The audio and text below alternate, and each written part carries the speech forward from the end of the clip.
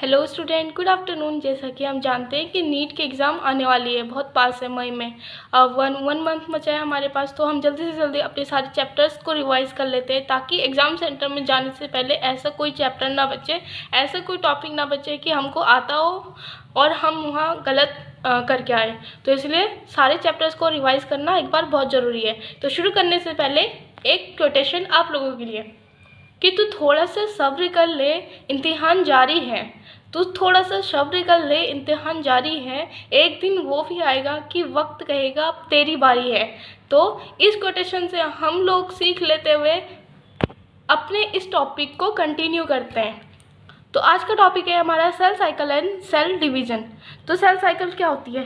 Sequence of event by which cell duplicate genome synthesis and constituents of cell evenly divided into a daughter cells is termed as a cell cycle. क्या बोल रहे हैं कि sequence है events का। कौन कौन से? देखो, बहुत सारे इवेंट्स होते हैं इसमें, G1, S, G2, prophase, metaphase, anaphase, telophase, cytokinesis. इतने सारे इवेंट्स होते हैं। तो क्या है? सीक्वेंस है इवेंट्स का, जहाँ पर क्या हो रहा है, हमारा सेल डुप्लीकेट हो रहा है। ठीक है, इसका सेल का जो जीनोम है वो डुप्लीकेट हो रहा है और इवनली डिवाइड हो रहा है इन टू टर्म्स।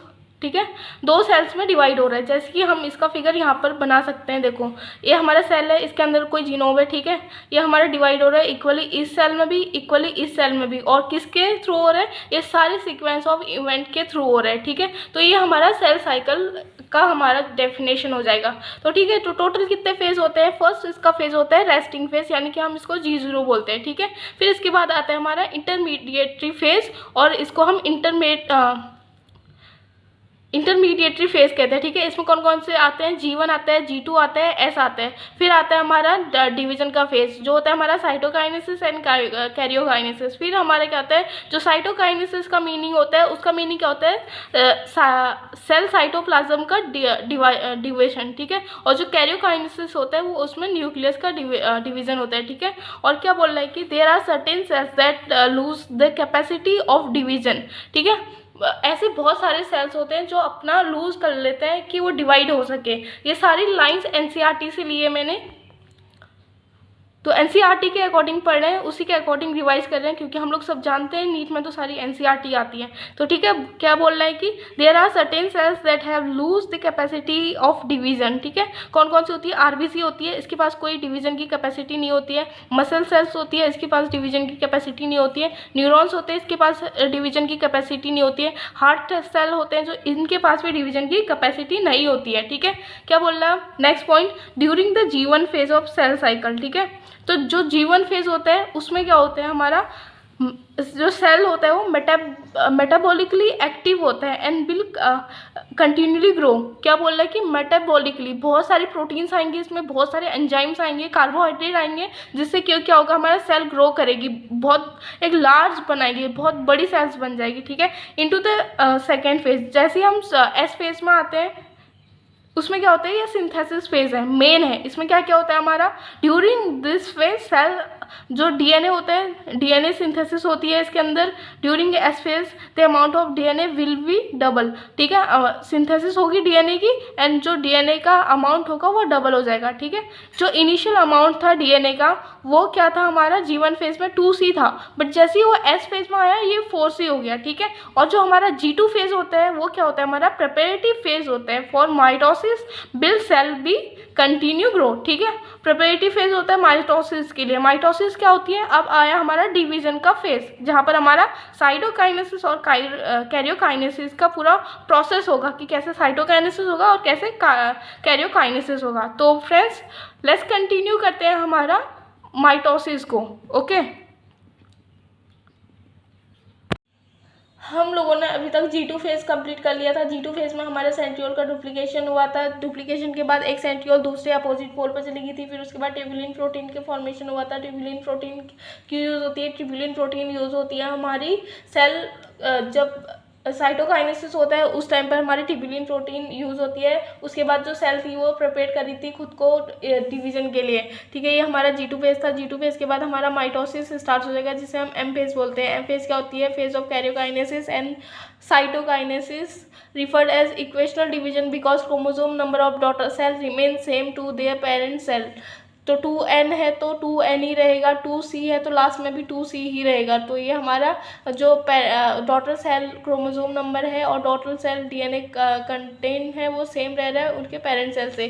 कहाँ पर अकर होती है? वो सोमेटिक एंड रिप्रोडक्टिव सेल्स में अकर होती है। आप लोग हो गए कि सोमेटिक सेल्स क्या होती है? सोमेटिक सेल्स वो सेल्स होती हैं जो रिप्रोडक्टिव सेल्स नहीं है, उसके अलावा हमारी सारी जो सेल्स होती है वो सोमेटिक सेल्स होती है, छोड़ दो तो रिप्रोडक्टिव सेल्स को, ठीक है। उसके बाद हमारा जो एम फेज होता है वो डिवाइडेड रहता है फर्दर। पहला होता है हमारा prophase, initiation bye condensation of chromosome material, centriole duplicate fully duplicate हो जाती है, अपोजिट फोल्ड में चली जाती है, हम पढ़ चुके हैं। एस्टर फॉर्म करती है, एस्टर क्या करती है? स्पाइंडल फाइबर का फॉर्मेशन करती है। ये हमारा था, हमारा सेंट्रियोल था, सेंट्रियोल का डुप्लीकेशन हुआ, डुप्लीकेशन होकर ये दूसरे पोल पर चली गई है और हमारा जो क्रोमेटिन जो क्रोमोसोम था वो बहुत कंडेंस हो रहा था, कंडेंस फॉर्म में आ रहा है और थिक बन रहे हैं, इसको हम अर्ली प्रोफेज कहते हैं, ठीक है। इसके बाद हमारा लेट प्रोफेज आता है। लेट प्रोफेज में क्या होता है? हमारा न्यूक्लियर मेम्ब्रेन का जो होता है पूरी ब्रेकडाउन होता है, क्रोमोसोम फुली कंडेंस हो जाते हैं, शॉर्ट थिक, एंड हमें एक परफेक्ट क्रोमोसोम इसी फेज में मिलेगा। गोल्जी बॉडी जो होती है वो डिसअपेयर हो जाती है, ईआर बॉडी जो होती है वो डिसअपेयर हो जाती है।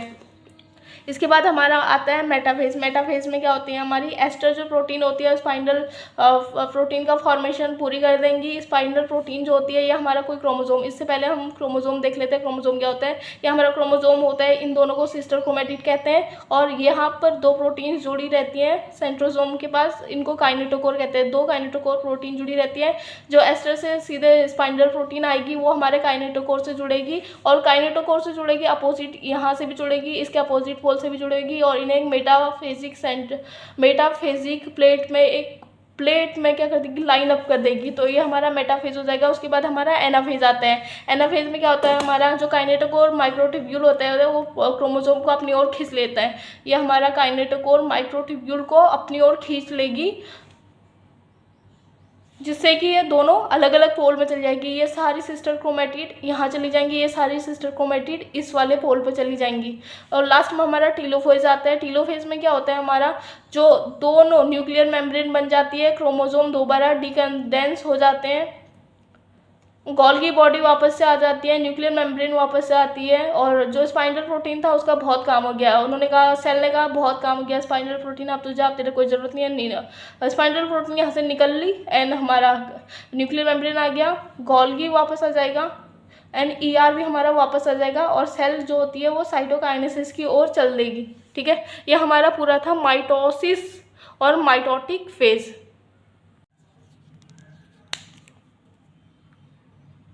तो हम लोगों ने माइटोसिस पूरा पढ़ा था। माइटोसिस के बाद हम मियोसिस में बढ़ते हैं आगे।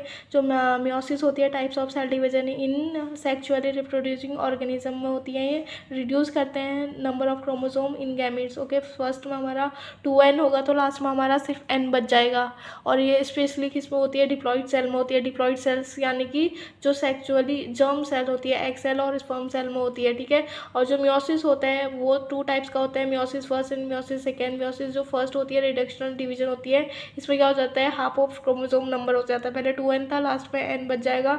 और जो मियोसिस सेकेंड होती है वो सेम एज होती है, सेम एज माइटोसिस की जैसी होती है। मियोसिस फर्स्ट जो होती है, मियोसिस फर्स्ट में भी ये अलग अलग बहुत सारे क्या फेजेस पर डिवाइडेड रहती है। जो सबसे पहला फेज होता है वो प्रोफेज फर्स्ट होता है। ये लॉन्गेस्ट सब stage of the meiosis first होता है, डिवाइडेड इनटू लेप्टोटीन में, जाइगोटीन में, पैकाइटीन में, डिप्लोटीन में और डाइकाइनेसिस में। अभी मेरे पास सिर्फ एक ही पेन है ब्लैक वाली, फर्दर में आगे जाके और भी कलरफुल मार्कर्स खरीद के लाऊंगी, तब कुछ अच्छा डायग्राम बन जाएगा। आज आप लोग सिर्फ इसी से समझ लो, तो नेक्स्ट टाइम में और ज़्यादा मार्कर का यूज़ करूँगी। इस बार सिर्फ ब्लैक मार्कर का यूज़ कर रही हूँ। तो इसमें क्या होता है? 2 हमारे पास क्रोमोसोम थे, अपनी दुनिया में घुसते मगन थे, खेल कूद रहे थे, तभी वो दोनों बड़े हो गए और आपस में कॉलेज जाने लग गए। तो उनमें क्या हुआ?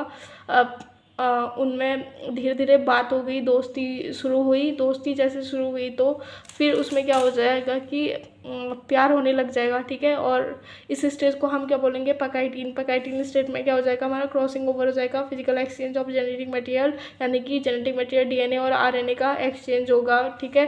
थोड़ा इसका मैटर इस वाले क्रोमोसोम के पास चले जाएगा, इसका थोड़ा सा टुकड़ा उस वाले क्रोमोसोम के पास चले जाएगा, और लास्ट में इसका थोड़ा टुकड़ा इसके पास रह गया, इसका थोड़ा टुकड़ा इसके पास हो गया। इसको हम डाइकेनेसिस कहते हैं, ठीक है। तो सबसे पहले लेप्टोटीन था। लेप्टोटीन में क्या था, हमारा शॉर्टनिंग और थिकनिंग ऑफ क्रोमोसोम हो रही थी, क्रोमोसोम छोटे छोटे हो रहे थे। फिर हमारा जाइगोटीन था, इनमें हम पेयरिंग हो रही थी एंड फॉर्मेशन ऑफ साइनेप्टोनीमल कॉम्प्लेक्स। इसको बोलेंगे साइनेप्टोनीमल कॉम्प्लेक्स, इसको हम साइनेप्टोनीमल कॉम्प्लेक्स बोलेंगे। फिर हमारा पकाइटीन आएगा। पकाइटीन में हमारे क्या, क्रॉसिंग ओवर जेनेटिक मटेरियल, इसका थोड़ा इस वाले क्रोमोसोम में जा रहा है, इस वाले के क्रोमोसोम में जा रहा है, और लास्ट में जब इनका क्रोमोसोम कंप्लीटली चले गया तो ये दोनों अपने अपने रास्ते निकल लेंगे। थोड़ा थोड़ा पार्ट एक दूसरे की यादें लेकर निकल लेंगे अपने अपने रास्ते को, ठीक है। तो ये पूरा हमारा था। और जो जो डिप्लोटीन होते हैं वो लॉन्गेस्ट फेज होते हैं ओजेनेसिस के लिए। जो पकाइटीन होता है वो सबसे लॉन्गेस्ट फेज होता है स्पर्मेटोजेनेसिस के लिए। स्पर्मेटोजेनेसिस को फिर फर्दर होने के लिए 74 to 75 डेज लगते हैं, जबकि जो हमारी ओजेनेसिस है वो पूरा यहाँ पर अरेस्ट हो जाती है डिप्लोटीन फेज में, और फिर बहुत बाद में खुलती है, ठीक है। और डाइकेनेसिस में लास्ट में क्या हो जाएगा, हमारा स्पाइंडल का फॉर्मेशन, न्यूक्लियर मेम्ब्रेन दोबारा से बन जाएगी। यहाँ पर हमारा स्पाइंडल का फॉर्मेशन होने लगेगा और हमारे न्यूक्लियर मेम्ब्रेन फिर से बनने लगेंगे। तो ये है हमारा पूरा मियोसिस का प्रोफेज फर्स्ट। इसके बाद metaphase first, anaphase first, and इनको भी पढ़ते हैं। हम शुरू करते हैं। तो हमने प्रोफेज पूरा पढ़ लिया था। प्रोफेज में हमारा लेप्टोटीन था, जाइगोटीन था, और डाइकाइनेसिस था, डिप्लोटीन था, और लास्ट में इतने ही थे हमारे। इसके बाद हमारा आता है मेटाफेज। मेटाफेज में हमारा क्या आता है, इंडिपेंडेंट अशॉर्टमेंट ऑफ जीन अकर, ठीक है। जो जीन होता है वो कहीं भी जुड़ सकता है हमारे होमोलोगस पेयर में, ठीक है। तो formation of randomly management of homologous pair, difference between the all children. इसी वजह से formation of randomly management of homologous pair की वजह से जो सारे चिल्ड्रंस होते हैं वो अपने पेरेंट्स से बिल्कुल डिफरेंट दिखते हैं, ठीक है। इसके बाद हमारा आता है एनाफेज फर्स्ट। एनाफेज फर्स्ट में होमोलोगस क्रोमोसोम्स क्या हो जाएंगे, सेपरेट हो जाएंगे। ये हमारे 2 होमोलोगस क्रोमोसोम थे, ये इधर को निकल लेगा, ये इधर को निकल लेगा, कहेगा अपनी राह अलग अलग, तुम देख लो अपना। इसके बाद टीलोफेज आएगा। टीलोफेज में सेम माइटोसिस में हुआ था, जैसे कि ये हमारी सेल थी और यहाँ पर हमारा क्या हो जाएंगे, सारी क्रोमोसोम इधर के साइड निकल लेंगी, सारी क्रोमोसोम इस साइड को निकल लेंगी। यहाँ पर हमारा न्यूक्लियर इन्वॉल्व बनना शुरू हो जाएगा और फरो बन जाएगा ऐसे सेल में। 2 सेल्स डिवाइड वाली सेल्स बन जाएंगी, इधर का जेनेटिक मटेरियल और इधर का जेनेटिक मटेरियल अलग अलग हो जाएगा। इसके बाद हमारा आता है मियोसिस सेकेंड। मियोसिस सेकेंड में क्या होता है, ये सेम प्रोसेस होती है एज टू माइटोसिस। माइटोसिस में क्या था, प्रोफेज था, प्रोफेज के बाद मेटाफेज था। प्रोफेज में क्या होता है, न्यूक्लियर मेम्ब्रेन डिसअपियर हो गई थी, गोल्गी और ईआर डिसअपियर हो गए थे, और क्या क्या होता है, शॉर्टनिंग ऑफ क्रोमोसोम हुई थी। वे सब हमारी क्या हुई, प्रोफेज में हुई थी। उसके बाद मेटाफेज आया था। मेटाफेज में सारे जो क्रोमोसोम थे वो एक साइड पर अलाइन हो गए थे। उसके बाद हमारा आया था हमारा एनाफेज। एनाफेज में क्या था, सिस्टर क्रोमैटिड थी, वो इधर के अपोजिट पोल को मूव कर रही थी, और इधर की सिस्टर क्रोमैटिड अपोजिट पोल को मूव कर रही थी। उसके बाद टीलोफेज आया था। टीलोफेज में 2 सेल्स बनने को थे, और वहाँ पर फिर साइटोकाइनेसिस हुई। साइटोकाइनेसिस से दोनों सेल अलग अलग हो गए, ठीक है। तो हमारा जो मियोसिस सेकेंड है वो same as a meiosis second के, माइटोसिस के, ठीक है। इसके बाद हम डिफरेंस, इसका सिग्निफिकेंस देख लेते हैं। इसमें क्या होता है, डीएनए कंटेंट विल हाफ। इसमें डीएनए जो कंटेंट होता है वो हाफ रहेगा। जैसे कि हमारा एनाफेज के टाइम पे क्या होगा कि हमें ऐसा सीन होता है कि 4 क्रोमोसोम नंबर है। जैसे कि ये हमारा एनाफेज चल रहा है, हमारा ये एनाफेज चल रहा है, ये हमारा एनाफेज चल रहा है। हमें सीम पर ये है नहीं रियल में, हमें लग रहा है कि यहाँ पर 4 क्रोमोसोम है, बट ये एक सिंगल क्रोमेटिड है, पर ये है नहीं ऐसा। तो इसीलिए हमें अपीयर हो रहा है, और लास्ट में हमारा जो क्रोमोसोम नंबर हो जाएगा वो वापस से एनाफेज के बाद टीलोफेज में 2C ही आ जाएगा। तो इस टाइप से हम इसका डीएनए कंटेंट जो होता है वो हाफ हो जाता है। अब एक बार डिफरेंस देख लेते हैं। मियोसिस फर्स्ट में क्या होता है, रिडक्शन डिवीजन होती है, प्रोफेज होता है, मेटाफेज होता है, और एनाफेज होता है, और टीलोफेज होता है। प्रोफेज क्या होता है, सबसे लॉन्गेस्ट फेज होता है डिप्लोटीन होता है, जाइगोटीन होता है, लेप्टोटीन होते हैं, उसके बाद मेटाफेज फर्स्ट होता है, एनाफेज फर्स्ट होता है, टीलोफेज फर्स्ट होता है। फिर हमारा क्या होता है, इसमें क्रोमोसोम नंबर भी हाफ रहता है और डीएनए भी हाफ रहता है, यानी कि क्रोमोसोम 2n से n बन जाएगा और जो हमारा डीएनए है 4c से 2c बन जाएगा। और यहाँ पर क्या रहेगा, हमारा इक्वेशनल ऑफ डिवीजन रहेगा, यानी कि माइटोसिस पढ़ रखी है जिसने, वो सेम मियोसिस है। और डीएनए हाफ होगा सिर्फ, एन 2c से c में कन्वर्ट हो जाएगा। सिग्निफिकेंस ऑफ मियोसिस क्या है, प्लांट्स स्पोर फॉर्मेशन में जो मियोसिस है उसका यूज़ होता है। एनिमल गैमीट फॉर्मेशन मियोसिस से होती है। और वेरिएशन ड्यू टू रिकॉम्बिनेशन, ठीक है, वेरिएशन यानी कि जो अपने बच्चा है वो अपने पेरेंट्स से बिल्कुल अलग दिखता है, बिल्कुल डिफर दिखता है, वो किसकी वजह से दिखता है, वेरिएशन की वजह से दिखता है, ड्यू टू रिकॉम्बिनेशन, ठीक है। उसके बाद माइटोसिस का सिग्निफिकेंस देख लेते हैं। माइटोसिस डिवीजन, मेरिस्मेटिस टिश्यू जो डिवीजन होगा उसकी वजह से एक पूरा प्लांट का ग्रोथ हो जाएगा। तो ये हमारा माइटोसिस का सिग्निफिकेंट है और ये हमारा पूरा cell cycle and cell division पूरा